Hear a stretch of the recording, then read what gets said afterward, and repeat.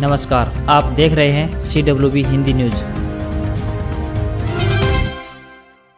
विक्रम संवत 2077 शक संवत 1942। आज कार्तिक मास के कृष्ण पक्ष की प्रतिपदा तिथि तदनुसार रविवार 1 नवंबर 2020। हम अपने दर्शकों का CWB हिंदी न्यूज पर स्वागत करते हैं। आज का विचार, धैर्य एक कड़वा पौधा है पर इसके फल हमेशा मीठे ही होते हैं। प्रदेश के उप मुख्यमंत्री दुष्यंत चौटाला ने कहा कि जिनको यह भी नहीं पता कि आलू क्या होता है, संसद में 2-2 फीट का आलू उगाने वाले भला किसानों का दर्द कैसे समझ सकते हैं। उन्होंने कहा कि किसानों की हजारों एकड़ जमीन हड़पने वाले आज ढिंढोरा पीट रहे हैं कि कृषि संबंधित नए 3 अध्यादेश लागू होने से किसानों को नुकसान होगा, जबकि हकीकत यह है कि तत्कालीन कांग्रेस की सरकार ने ही यह ड्राफ्ट तैयार किया था और खुद भूपेंद्र सिंह हुड्डा उस पूरी प्रक्रिया में शामिल थे। दुष्यंत ने कहा कि किसान का भला तो सिर्फ किसान हितैषी सोच रखने वाले ही कर सकते हैं। वे शनिवार को बड़ौदा हल्के में बीजेपी जेजेपी गठबंधन के उम्मीदवार पहलवान योगेश्वर दत्त के समर्थन में मुख्यमंत्री मनोहर लाल के साथ जनसभाओं को संबोधित कर रहे थे। हरियाणा कर्मचारी चयन आयोग ने ग्रुप डी की दूसरी वेटिंग लिस्ट जारी कर दी है, जिसमें चयनित कैंडिडेट्स को उनके पद और विभाग की जानकारी दी गई है। चयनित कैंडिडेट ऑफिशियल साइट पर दिए गए लिंक पर क्लिक करके अपना नाम और विभाग व पद की जानकारी देख सकते हैं। लिंक पर क्लिक करने के बाद एक PDF फाइल ओपन होगी, जिसमें सर्च ऑप्शन में जाकर रोल नंबर डालकर डिटेल देखी जा सकती है। हरियाणा के राज्यपाल सत्यदेव नारायण आर्य, मुख्यमंत्री मनोहर लाल तथा उप मुख्यमंत्री दुष्यंत चौटाला ने हरियाणा दिवस की पूर्व संध्या पर प्रदेशवासियों को बधाई एवं शुभकामनाएं दी। मुख्यमंत्री ने कहा कि अपने गठन के 54 वर्ष की अवधि में हरियाणा ने सभी क्षेत्रों में अभूतपूर्व प्रगति की है। लोगों की कड़ी मेहनत एवं लगन से राज्य ने कृषि के साथ साथ उद्योग व खेल जगत में भी विश्व में एक अमिट छाप छोड़ी है। उन्होंने आशा व्यक्त की कि आने वाले समय में हरियाणा प्रगति की नई बुलंदियों को हासिल करेगा। उन्होंने कहा कि इस वर्ष का हरियाणा दिवस कई मायनों में महत्वपूर्ण है। तमिलनाडु के एग्रीकल्चर मिनिस्टर R.K. दोराईकन्नू की संक्रमण से शनिवार रात मौत हो गई। 72 साल के दोराईकन्नू को 13 अक्टूबर को अस्पताल में भर्ती कराया गया था। पिछले 2 दिनों से उनकी हालत ज्यादा खराब हो गई थी। डॉक्टर्स ने दोराईकन्नू को लाइफ सपोर्ट सिस्टम पर रखा था, जहां शनिवार रात 11:30 बजे उन्होंने अंतिम सांस ली। उधर देश में हर 10 लाख की आबादी में कोरोना मरीजों के मिलने की रफ्तार घटकर 6000 से कम हो गई है। अब हर 10 लाख में 5908 नए मरीज मिल रहे हैं। अक्टूबर के दूसरे हफ्ते तक ये आंकड़ा 7 से 8000 तक पहुंच गया था।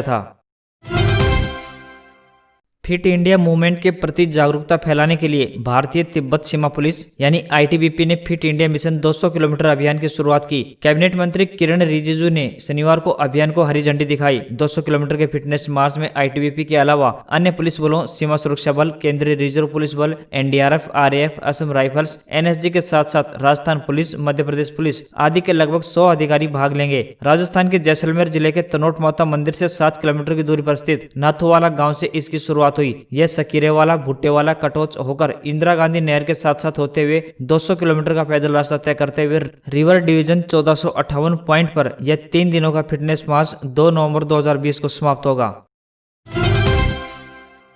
प्रधानमंत्री नरेंद्र मोदी के गुजरात दौरे का शनिवार को दूसरा दिन था। शनिवार को ही सरदार पटेल की 145वीं जयंती भी है। इस मौके पर मोदी ने केवड़िया में स्टैच्यू ऑफ यूनिटी के पास हुए एकता दिवस के प्रोग्राम को संबोधित किया। इसमें अनुच्छेद 370 और पुलवामा हमले की बात की। मोदी ने किसी का नाम लिए बिना विपक्ष पर भी निशाना साधा। उन्होंने कहा, देश कभी नहीं भूल सकता कि पुलवामा हमले के बाद जब वीर बेटों के जाने से पूरा देश दुखी था, तब कुछ लोग उस दुख में शामिल नहीं थे। वे पुलवामा हमले में भी अपना राजनीतिक स्वार्थ खोज रहे थे। प्रधानमंत्री नरेंद्र मोदी के 2 दिन के गुजरात दौरे का शनिवार को आखिरी दिन था। मोदी ने नर्मदा जिले के केवड़िया में देश की पहली सीप्लेन सर्विस की शुरुआत की। मोदी ने खुद सीप्लेन से सफर किया। मोदी को लेकर प्लेन दोपहर करीब 1 बजे केवड़िया से उड़ान भरी और करीब 1:40 पर साबरमती रिवर फ्रंट पर पहुंच गया। देश में आम आदमी के लिए सीप्लेन की सुविधा देना मोदी का ड्रीम प्रोजेक्ट था। यह सर्विस नर्मदा जिले के केवड़िया से अहमदाबाद के साबरमती रिवर फ्रंट तक शुरू की गई है। इसका किराया 1500 रुपए रखा गया है। सीप्लेन से 200 किलोमीटर का सफर सिर्फ 40 मिनट में पूरा हो जाएगा। बाय रोड इतनी दूर तक तय करने में करीब 4 घंटे लग जाते हैं। सीप्लेन पानी और जमीन पर लैंड कर सकता है। इसके लिए रनवे की भी जरूरत नहीं होती। अलविदा बॉन्ड। 7 फिल्मों में जेम्स बॉन्ड का रोल निभाने वाले शॉन कॉनरी का 90 साल की उम्र में निधन। जेम्स बॉन्ड के नाम से फेमस शॉन कॉनरी का 90 साल की उम्र में निधन हो गया है। बेटे जेसन कॉनरी ने उनके निधन की जानकारी देते हुए बताया कि उनके पिता पिछले कुछ समय से बीमार थे। वे बहामास में रह रहे थे। रात में ही नींद में उनकी मृत्यु हो गई। अगस्त में ही उन्होंने अपना 90वां जन्मदिन सेलिब्रेट किया था। शॉन पहले एक्टर थे जिन्होंने जेम्स बॉन्ड की भूमिका को बड़े पर्दे पर उतारा। वे 007 सीरीज की 7 फिल्मों में नजर आए थे। 1999 में उन्हें पीपल मैगजीन द्वारा स्मार्टेस्ट मैन ऑफ सेंचुरी भी चुना गया था। आईपीएल के 13वीं सीजन के 52वें मैच में सनराइजर्स हैदराबाद ने रॉयल चैलेंजर्स बेंगलुरु को 5 विकेट से हरा दिया। सनराइजर्स की सीजन में यह 6वीं जीत है। टीम पॉइंट्स टेबल के टॉप 4 में पहुंच गई है। इसी के साथ हैदराबाद प्लेऑफ की चौथी टीम की रेस में सबसे आगे हो गई है। हार के बावजूद बेंगलुरु दूसरे स्थान पर बरकरार है। शारजा के मैदान पर बेंगलुरु ने टॉस हारकर पहले बल्लेबाजी करते हुए 121 रन का टारगेट दिया था। इसके जवाब में हैदराबाद ने 14.1 ओवर में 5 विकेट गंवाकर 121 रन बनाते हुए मैच अपने नाम कर लिया।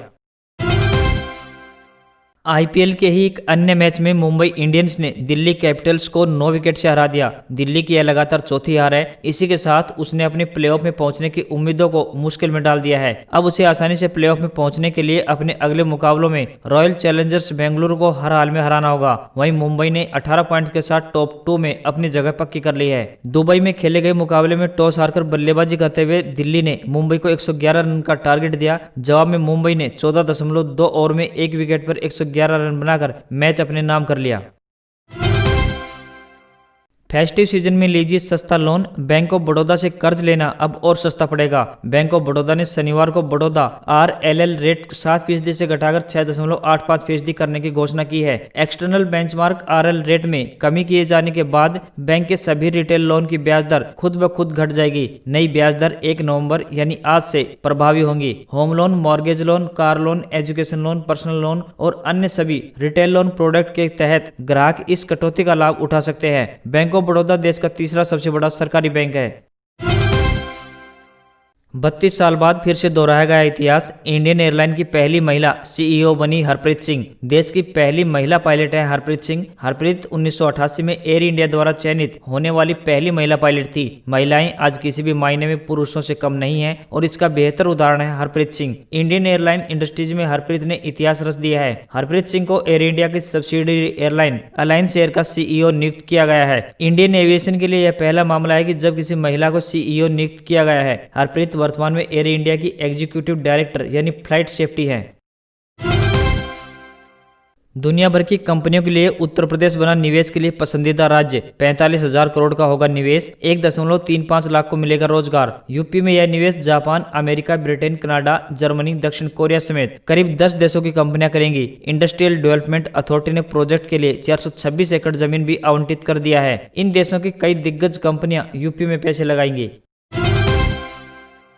महिंद्रा एंड महिंद्रा ने फरवरी में 2020 ऑटो एक्सपो में रेगुलर KUV NXT पर बेस्ट इलेक्ट्रिक KUV 100 का ग्लोबल प्रीमियर किया था। कंपनी ने बताया था कि इसकी शुरुआती एक्स शोरूम कीमत 8.25 लाख रुपए होगी। हालांकि इसकी लॉन्चिंग डेट अभी नहीं आई है। इंटरनेट पर सामने आई एक रिपोर्ट के मुताबिक आने वाले कुछ महीनों में छोटी SUV महिंद्रा KUV 100 के पहले बैच को रोल आउट कर सकती है। महिंद्रा KUV 100 इलेक्ट्रिक वाहन में एक लिक्विड कोल्ड बैटरी पैक दिया गया है जो फास्ट चार्जर पर प्लग होने पर केवल 55 मिनट में 80% बैटरी चार्ज करने में सक्षम है। कंपनी का दावा है कि सिंगल चार्ज में इसमें 147 किलोमीटर की रेंज मिलेगी। IBPS सहित तमाम बैंकों में भर्ती प्रक्रिया शुरू होने के बाद अब यूको बैंक ने 91 पदों पर स्पेशलिस्ट ऑफिसर की भर्ती के लिए प्रक्रिया शुरू कर दी गई है। भर्ती कार्यक्रम के मुताबिक बैंक विभिन्न विभागों में योग्यता और अनुभव के आधार पर 91 पदों पर नई भर्ती करेगा। इच्छुक और योग्य कैंडिडेट्स आखिरी तारीख 17 नवंबर तक इन पदों के लिए आवेदन कर सकते हैं। चयन प्रक्रिया 2 चरणों में होगी। पहले लिखित परीक्षा तथा दूसरे चरण में इंटरव्यू होगा। इन पदों के लिए कैंडिडेट्स ऑफिशियल वेबसाइट www.ucobank.com के जरिए ऑनलाइन आवेदन कर सकते हैं। RRB परीक्षा 2020 अपडेट्स। मिनिस्ट्रियल और आइसोलेटेड पदों की भर्ती परीक्षा की तारीख जारी। 15 से 23 दिसंबर के बीच आयोजित होगा एग्जाम। रेलवे भर्ती बोर्ड यानी RRB ने मिनिस्ट्रियल और आइसोलेटेड पदों के लिए कंप्यूटर बेस्ड एग्जाम के लिए टेंटेटिव डेट्स जारी कर दी है। इस बारे में जारी एक नोटिफिकेशन के मुताबिक भर्ती परीक्षा 15 से 23 दिसंबर 2020 के बीच आयोजित की जाएगी। परीक्षा के लिए रजिस्ट्रेशन करा चुके कैंडिडेट्स परीक्षा से 10 दिन पहले एग्जाम CT और CBT की तारीख की चेक कर सकते हैं। ब्रिटेन में 1 महीने के लॉकडाउन लगा। बोरिस जॉनसन ने मीडिया से बातचीत में लॉकडाउन का ऐलान किया। कोरोना की दूसरी लहर शुरू होते ही ब्रिटेन में प्रधानमंत्री बोरिस जॉनसन ने 2 दिसंबर तक लॉकडाउन लगाने का ऐलान कर दिया है। जॉनसन ने यह फैसला अपने मंत्रिमंडल के सीनियर सदस्यों के साथ बैठक करने के बाद लिया। यहाँ अब तक 9,89,000 से ज्यादा लोग संक्रमण की चपेट में आ चुके हैं। पिछले एक हफ्ते से हर रोज 24 से 30,000 नए केस सामने आ रहे हैं। और अब बात आज के इतिहास की। भारत में आज ही के दिन 1950 में पहला भाप इंजन चित्तरंजन रेल कारखाने में बनाया गया। 1 नवंबर 1956 में कर्नाटक राज्य की स्थापना हुई। राजधानी दिल्ली को 1 नवंबर 1956 में केंद्र शासित राज्य बना। केरल राज्य की स्थापना 1 नवंबर 1956 में हुई। 1 नवंबर 1956 को आंध्र प्रदेश राज्य की स्थापना हुई। भारत के सबसे अमीर व्यक्ति मुकेश अंबानी की पत्नी नीता अंबानी का जन्म 1 नवंबर 1964 को हुआ था। 1 नवंबर 1966 में हरियाणा राज्य की स्थापना हुई। 1 नवंबर 1966 को चंडीगढ़ राज्य की स्थापना हुई। भारतीय अभिनेत्री एवं पूर्व मिस वर्ल्ड ऐश्वर्या राय का जन्म 1 नवंबर 1973 में हुआ। भारत की तत्कालीन प्रधानमंत्री इंदिरा गांधी की हत्या के बाद आज ही के दिन 1984 में देश में सिख विरोध दंगे भड़क गए। भारतीय अभिनेत्री इलियाना डिक्रूज का जन्म 1 नवंबर 1987 को हुआ था। और अंत में 1 नवंबर 2000 में छत्तीसगढ़ राज्य का गठन हुआ।